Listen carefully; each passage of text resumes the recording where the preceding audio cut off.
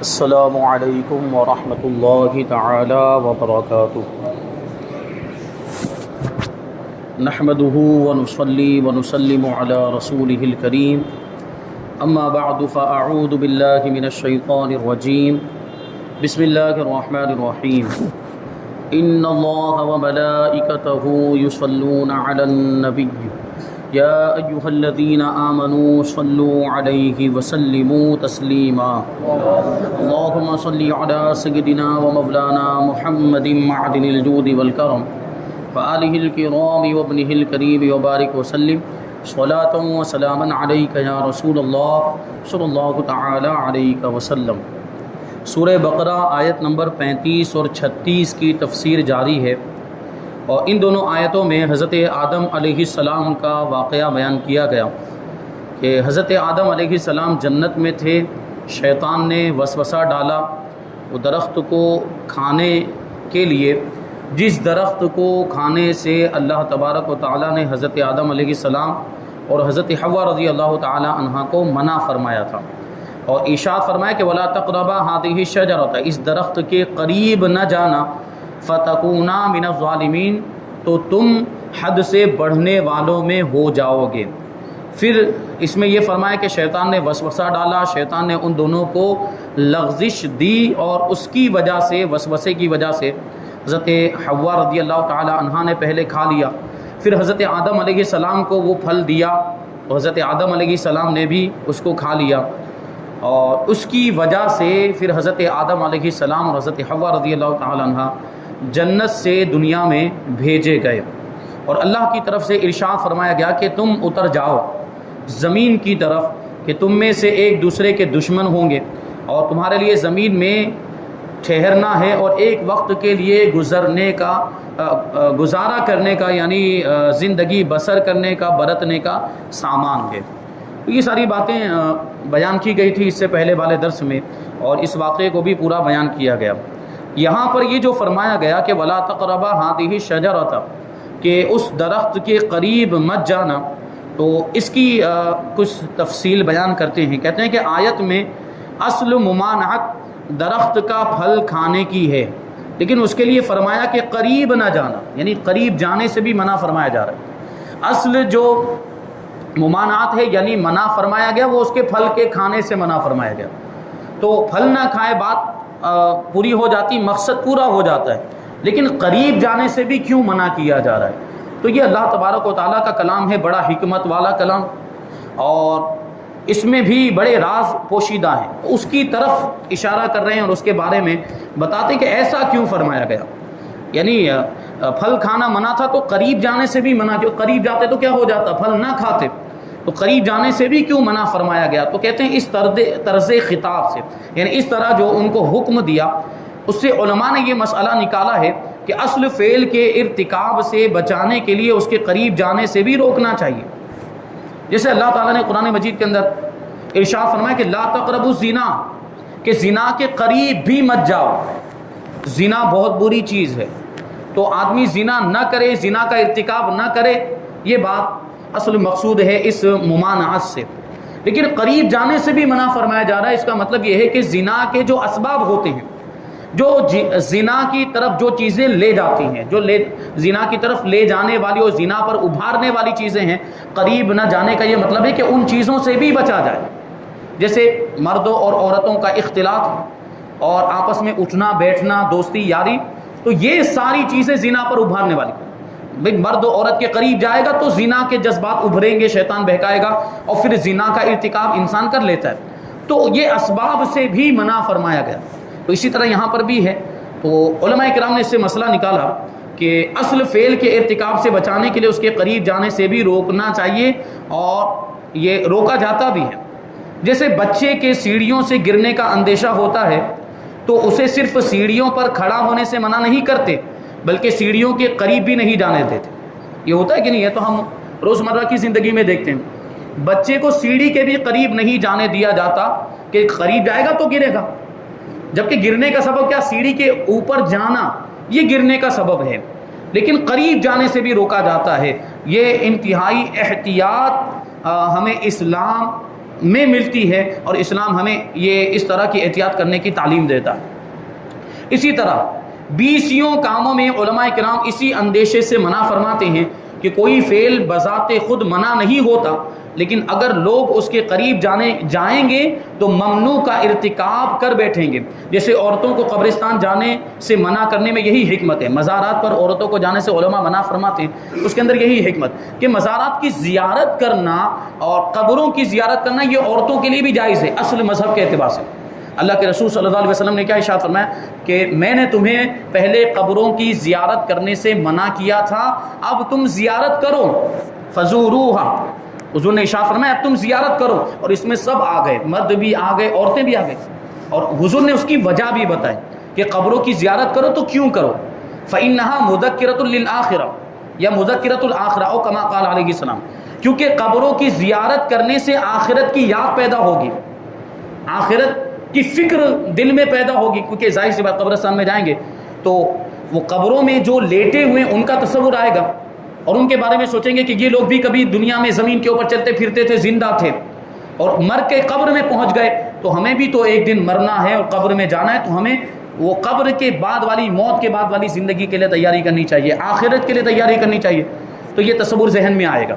تو یہ چیز دونوں کے لیے تھی، لیکن جب یہ دیکھا گیا کہ اگر عورتیں بھی جائیں گی قبرستان میں یا مزارات پر، اور مرد بھی جائیں گے، اور مردوں اور عورتوں کا اختلاط ہوگا، وہاں ایک ساتھ میں جمع ہوں گے، تو اس کی وجہ سے بہت سارے گناہوں کا دروازہ کھلے گا۔ مزارات پر عورتوں کو جانے سے اس لیے منع کیا جاتا ہے کہ فتنے کا اندیشہ ہے، اور ہم دیکھ بھی رہے ہیں آج کے زمانے میں مزارات پر کیسے کیسے غلط کام ہو رہے ہیں، بے حیائی کے کام ہو رہے ہیں، برائی کے کام ہو رہے ہیں۔ مزارات کتنے مقدس مقامات، اللہ کے ولی کا وہ دربار ہوتا ہے، اور اللہ کے ولیوں کی بارگاہ میں حاضر ہونے کا ایک مقصد یہ ہوتا ہے کہ وہ اللہ کے مقبول بندے ان کی بارگاہ میں حاضر ہو کر دعا کریں گے تو دعا جلدی قبول ہوتی ہے۔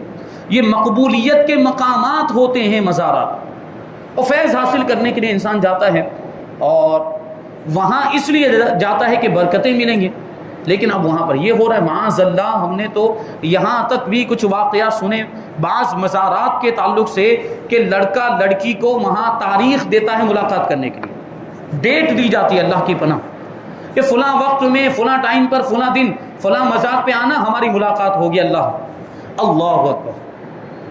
تو کیا مزارات ان سب کاموں کے لیے ہیں؟ اور بھی اس سے بھی زیادہ بری باتیں ہمارے پاس، لیکن ہماری زبان میں طاقت نہیں کہ اس واقعے کو میں بیان کر سکوں۔ اتنا برا واقعہ ہے جو مزار پہ یہ اس طرح کے کام ہوتے ہیں۔ تو کیا مزارات اس لیے تھے؟ تو ہمارے علماء نے ان ساری چیزوں کو پہلے سے ہی محسوس کر لیا۔ ابھی یہ بھی تو سوچنے جیسی بات ہے کہ حضرت فاروق اعظم رضی اللہ تعالیٰ عنہ نے اپنے زمانہ خلافت میں عورتوں کو مسجد میں آنے سے روک دیا، یا وہ گھروں میں نماز پڑھے، مسجد میں نہیں آ سکتے۔ اس سے پہلے وہ مسجد میں آتی تھی عورتیں، اور جماعت میں شامل بھی ہوتی تھی، ان کی صف اگرچہ پیچھے لگائی جاتی تھی، پہلے مردوں کی صف ہوتی تھی، پھر بچوں کی ہوتی تھی، اور پھر عورتوں کی صف ہوتی تھی۔ تو مسجد میں وہ آتی تھی، حضور کے زمانے میں بھی آتی تھی، اور حضرت ابوبکر صدیق کے زمانے میں بھی آتی تھی، لیکن فاروق اعظم نے منع کر دیا، عورتیں مسجد میں نہیں آ سکتی۔ تو کوئی آیا اور حضرت بی بی عائشہ صدیقہ رضی اللہ تعالی عنہا سے کہنے لگا کہ عمر عورتوں کو مسجد سے روکنے والے کون ہوتے ہیں، جبکہ حضور نے ان کو اجازت دی تھی، تو ان کو عورتوں کو مسجد سے عمر نے کیوں روکا؟ تو حضرت عائشہ صدیقہ رضی اللہ تعالی عنہ نے بڑا تاریخی جملہ ارشاد فرمایا۔ ام المؤمنین فرماتی ہیں کہ اگر حضور وہ دیکھ لیتے جو عمر نے دیکھا ہے تو حضور بھی منع فرما دیتے۔ یعنی حضرت عمر کے زمانے میں کیا ہو گیا تھا کہ عورتوں نے بناؤ سنگار کرنا زیادہ کر دیا تھا، وہ سج سور کے مسجدوں میں آنے لگی تھی، تو ظاہر سی بات ہے وہ سج کے سور کیا ہے تو بدنگاہی ہوگی، نہ چاہتے ہوئے بھی نظر پڑے گی، اور فتنوں کا دروازہ کھلے گا، اور بے حیائی کے کام ہوں گے۔ اس لیے فاروق اعظم نے اپنے زمانے میں عورتوں کو مسجد میں آنے سے روک دیا تھا۔ اب سوچنے سی بات ہے کہ جب ان کو مسجد میں آنے کی اجازت نہیں ہے تو مزارات پر جانے کی اجازت کیسے ہو سکتی ہے؟ مسجد تو اس سے زیادہ تقدس والی جگہ ہے، مسجد تو اللہ کا گھر ہے، اور مسجد میں وہ جماعت کے ساتھ پہلے نماز پڑھتی تھی تو ان کو جماعت کا ثواب ملے، لیکن اب ان کو گھر میں نماز پڑھنے میں اس سے زیادہ ثواب ملے گا، کیونکہ وہ فتنے سے بچنے کی وجہ سے اب گھر میں نماز پڑھ رہی ہیں۔ اور ویسے بھی اگر اجازت ہو بھی تب بھی کتابوں میں لکھا ہوا ہے کہ عورتوں کا گھر میں نماز پڑھنا ہی افضل ہے، گھر میں نماز پڑھنا ہی بہتر ہے۔ تو ہمارے علماء نے دیکھیے وہ ابھی اگرچہ مطلب ہمارے سامنے یہ چیز نہیں لیکن امکان تھا، پھر بھی منع فرما دیا. اور تو گناہوں کے اندیشے کی وجہ سے کہ وہاں پر عورتیں آئیں گی تو گناہ ہوں گے، اس لیے وہاں پر جانے سے عورتوں کو منع کر دیا. اسی سے پیر اور مشائخ کے فعل کا استدلال ہو سکتا ہے کہ وہ مریدوں کی تربیت کے لیے بعض اوقات کسی جائز کام سے بھی روک دیتے ہیں. کبھی بعض پیران نظام ایسے ہوتے ہیں جو کچھ پرہیز بھی بتاتے ہیں، یہ فلاں فلاں چیز مت کھائیے آپ لوگ، وہ تربیت کے لیے ہوتا ہے، حالانکہ وہ چیز کھانا جائز ہے، وہ چیز حلال ہے، لیکن اس کے باوجود منع کرتے ہیں. کیونکہ پیران اعظام یا جو مشائخ اعظام ہوتے ہیں تو وہ اپنے مریدین کی تربیت کرتے ہیں اور ان کی طبیعتوں کو دیکھ کر کے اس کے لیے کیا مناسب ہوگا اور اس کے لیے کیا مناسب ہوگا وہ تجویز فرماتے. جیسے ڈاکٹر نہیں ہوتا، ڈاکٹر بھی تو ہر ایک کے مزاج کو دیکھتا ہے، جانچتا ہے کہ اس کے لیے کون سی دوا مناسب رہے گی، کتنے پاور کی دوا مناسب رہے گی، 300 پاور کی یا 500 پاور کی، ہوتا ہے کہ نہیں ہوتا. تو وہ طبیعت اور مزاج کے اعتبار سے ڈاکٹر دوا دیتے ہیں. تو پیران اعظام، یہ اولیاء کرام کی بات چل رہی ہے کہ اولیاء کرام جو اپنی خانقاہوں میں مریدین کی تربیت کرتے تو بعض اوقات جائز چیزوں سے بھی روک دیتے تھے. وہ جائز چیزوں سے روکنے کا مقصد ہی یہ ہوتا تھا کہ پھر یہ گناہ کا کام نہ کریں، وہ گناہ کا ارتکاب. جیسے ابھی مان لیجئے کہ آدمی مرغن غذائیں کھائے، گرم تاثیر والی غذائیں کھائیں اور گوشت وغیرہ اس طرح کی چیزیں کھائیں تو اس سے کیا ہوگا؟ شہوت کا غلبہ ہوگا. اور جب شہوت کا غلبہ ہوگا تو آدمی اب وہ شہوت کو مکمل کرنے کے چکر میں اور اس کی تکمیل کے لیے اگر اس کو کوئی جائز ذریعہ نہیں ملے گا تو ناجائز ذریعے کی طرف بھی جا سکتا ہے. تو اس لیے یہ بعض چیزیں ایسی ہوتی ہیں کہ جن سے روکا جاتا ہے. حضور پاک صلی اللہ علیہ وسلم نے خود ارشاد فرمایا کہ اے نوجوانوں کے گروہ، تم میں سے جو بھی نکاح کی طاقت رکھتا ہو تو اسے ضرور نکاح کر لینا چاہیے، کیونکہ نکاح یہ بڑا برکت والا رشتہ ہے اور نکاح یہ بہت ہی پیاری چیز ہے کہ آدمی نکاح کر لیتا ہے تو پھر اب وہ شرمگاہ کی حفاظت بھی کرتا ہے، وہ نگاہوں کی بھی حفاظت کرتا ہے، کیونکہ اس کو اب ایک جائز اور حلال ذریعہ مل گیا ہے اپنی خواہش کی تکمیل کا، اور اس کو اپنی نگاہوں کا مرکز مل گیا ہے. تو دوسری جگہ اب وہ کیوں دیکھے گا؟ اس کے باوجود بھی اگر کوئی یہ کام کرتا ہے، یعنی شادی ہو جانے کے باوجود بھی غلط راہ اختیار کرتا ہے تو پھر وہ بڑا بدبخت ہے. پھر وہ یوں سمجھے کہ شیطان کے شکنجے میں پورے طور پر پھنس چکا ہے اور نفس کے جال میں، اور نفس نے جو اس کے لیے دلدل جو گناہوں کا بنایا ہے اس دلدل میں وہ پھنس چکا ہے. تو یہ چیزیں ہوتی ہیں. بعض علماء کرام اور بعض مشائخ اعظام جو بعض جائز کام سے بھی روک دیتے ہیں تو اس میں یہی حکمت ہے اور اس میں یہ ان کی تربیت کے لیے ایسا کرتے ہیں. بعض اوقات کسی جائز کام سے بھی روک دیتے ہیں کیونکہ وہ جائز کام کسی برائی تک پہنچنے کا ذریعہ بنتا ہے. تو نکاح کے بارے میں حضور نے ارشاد فرمایا کہ جو تم میں سے نکاح کر سکتا ہو، طاقت رکھتا ہو تو اسے ضرور نکاح کر لینا چاہیے، کیونکہ یہ نگاہوں کو نیچی رکھنے والا اور شرمگاہ کی حفاظت کرنے والا. آگے حضور ارشاد فرماتے ہیں کہ جو تم میں سے نکاح کی طاقت نہیں رکھتا اسے روزہ رکھنا چاہیے. اسے کیا کرنا چاہیے؟ روزہ، کیونکہ روزہ شہوت کو توڑنے والا ہے. اب دیکھیے، عام طور پر رمضان کے علاوہ روزہ رکھنا کوئی ضروری نہیں، روزہ نہ رکھے تب بھی کوئی گناہ نہیں. دوسرے دنوں کے اندر رمضان کے روزے تو ویسے بھی فرض ہیں، وہ تو رکھنے ہی رکھنے، لیکن یہاں کیا فرمایا جائے؟ رمضان کے علاوہ بھی روزہ رکھے تاکہ اس کی شہوت کا جو معاملہ ہے، جو شہوت کا ہیجان ہے، جو غلبہ ہے وہ کم ہو جائے اور شہوت ٹوٹ جائے روزہ رکھنے کی وجہ سے. تو دیکھیے حضور پاک صلی اللہ علیہ وسلم نے یہ حکم دیا کہ نہیں دیا؟ یہ تربیت کے لیے کہ نوجوانوں کی تربیت ہو پائے اور وہ غلط کام کی طرف نہ جائیں، وہ زنا کی طرف نہ جائیں، وہ بدکاری کی طرف نہ جائیں. تو ایسی بہت ساری چیزیں ہوتی ہیں. آگے یہ فرمائیں کہ فَتَكُونَا مِنَ الظَّالِمِينَ، یہ اس درخت کے قریب مت جانا کہ تم حد سے بڑھنے والوں میں سے ہو جاؤ گے. ظلم کا معنی کیا ہوتا ہے؟ سب سے پہلے اس کو بتاتے ہیں. ظلم کا معنی لغوی معنی ڈکشنری کے اعتبار سے کسی شے کو اس کی اپنی جگہ کے علاوہ کسی اور جگہ میں رکھ دینا، اس کی جگہ سے ہٹا کر کسی اور جگہ میں رکھ دینا، اس کو کہا جاتا ہے ظلم. اب یہ بہت ساری چیزوں پر اس کا اطلاق ہو سکتا ہے، چھوٹی سی چھوٹی چیز سے لے کر بڑی سے بڑی چیز پر بھی اس کا اطلاق ہو سکتا ہے. جیسے ٹوپی سر میں پہننے کے لیے ہوتی ہے، ٹوپی جو ہے سر میں پہننے کے لیے ہوتی ہے، آپ اس کو پیر کے نیچے رکھ دیں، یہ بھی ظلم، کیونکہ اس کی جگہ سے آپ نے اس کو ہٹا کر جو اس کی جگہ نہیں وہاں پر رکھ دیا. اور ایسے بہت سارے معاملات اور ایسی بہت ساری چیزیں ہمارے سامنے ہیں اور ہم اس کو مثال کے ذریعے سے بھی سمجھ سکتے ہیں. جیسے ہمارے بزرگ نہیں منع کرتے تھے کہ وہ چپل الٹی نہیں ہونی چاہیے، حالانکہ کوئی بہت بڑی بات بھی نہیں ہے، کیونکہ چپل کی اصل حیت جو ہے وہ یہ ہے کہ وہ سیدھی ہونی چاہیے، تو اس میں بھی یہ کہیں نہ کہیں یہ چیز کار فرما ہے. تو یہ چھوٹی سی چھوٹی چیز سے لے کر بڑی سے گناہ بھی ظلم ہے، گناہوں کے کام بھی ظلم ہے۔ اب گناہوں میں بھی دو کیٹیگری آپ جانتے ہیں کہ کچھ صغیرہ گناہ ہوتے ہیں، کچھ کبیرہ گناہ ہوتے ہیں، کوئی چھوٹے گناہ ہوتے ہیں، کوئی بڑے گناہ ہوتے ہیں۔ گناہ آدمی کرتا ہے تو اللہ تعالیٰ کی نافرمانی کرتا ہے، جبکہ اللہ تبارک و تعالیٰ نے یہ جسم اور یہ بدن اور یہ جو روح اور جان جو کچھ بھی ہمیں دیا وہ اس لیے دیا کہ ہم ان ساری چیزوں کو اللہ تعالیٰ کی فرما برداری کے لیے استعمال کریں، اور ہم نافرمانی میں استعمال کر رہے ہیں تو ہم نے اس کا غلط استعمال کیا۔ جسم سے جو کام لیا جانا چاہیے تھا ہم نے دوسرا کام لیا ہے، اس لیے یہ بھی ظلم ہو گیا۔ اور خلاف اولا کام اگر کوئی کرے، یعنی جو بہتر نہیں ایسا بھی کوئی کام کرے تو اس کو بھی ظلم میں شمار کریں گے۔ جو بہتر نہیں، بہتر کے خلاف ہے، اس کو بھی ظلم۔ تو حضرت آدم علیہ السلام سے جو بات ہوئی تھی وہ خلاف اولا ہی تھی، گناہ نہیں تھی، اس کو گناہ نہیں کہا جا سکتا، اس لیے وہاں پر یہاں جو ہے کہ ظلم کا اطلاق کیا گیا۔ اور فتکونا من الظالمین کے الفاظ آیت کے اندر آئے، تو یہاں آیت میں ظلم سے خلاف اولا ہی مراد ہے۔ یہ خلاف اولا کے معنی میں، خلاف اولا کا مطلب یہ ہوتا ہے کہ جو چیز بہتر نہ ہو۔ تو اس سے پہلے بھی بتایا گیا کہ مکروہ تنزیہی انہوں نے سمجھا تھا، حضرت آدم علیہ السلام نے اس کو مکروہ تنزیہی سمجھا تھا، یہ ان کا اجتہاد تھا، اور اجتہاد کی بنیاد پر جو خطا ہو جائے اس پر گناہ نہیں ہوتا۔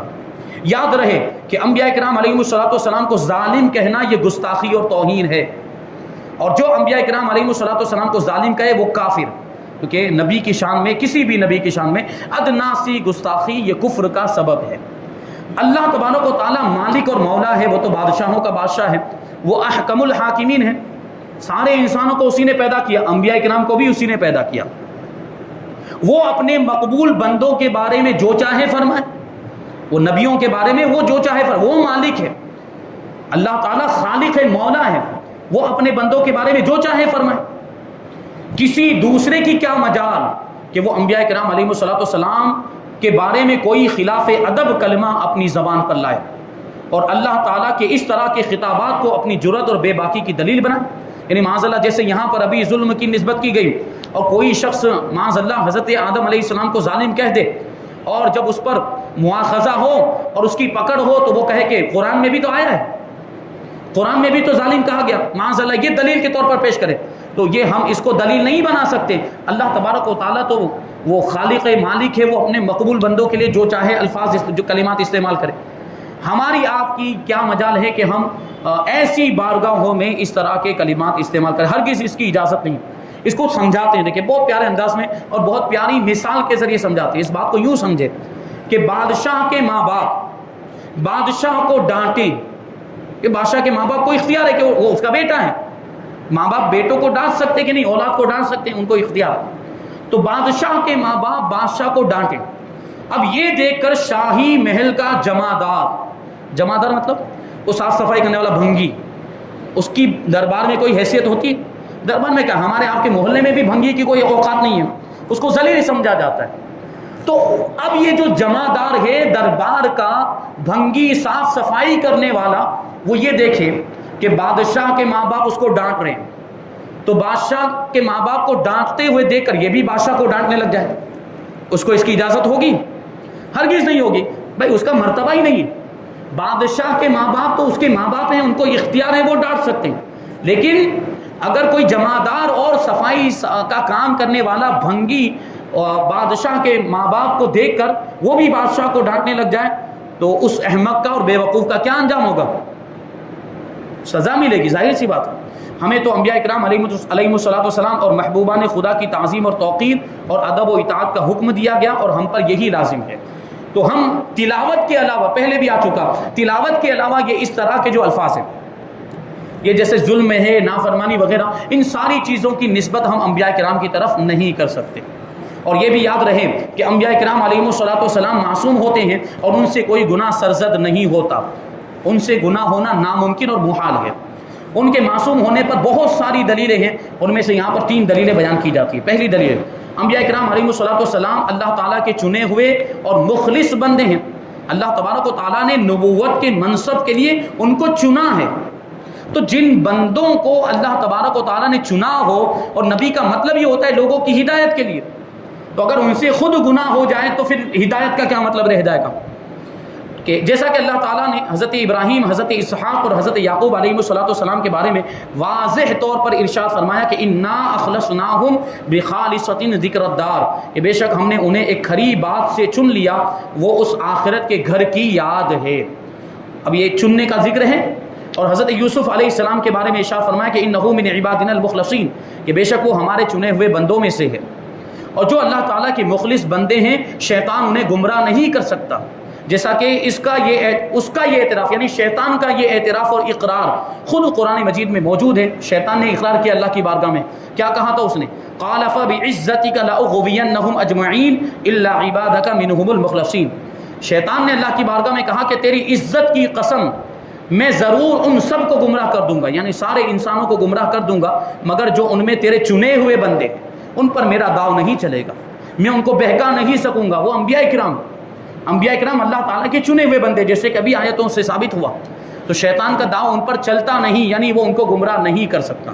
اس سے معلوم ہوا کہ انبیاء کرام علیہ السلام پر شیطان کا داؤ نہیں چلتا کہ وہ ان سے گناہ یا کفر کرا دے۔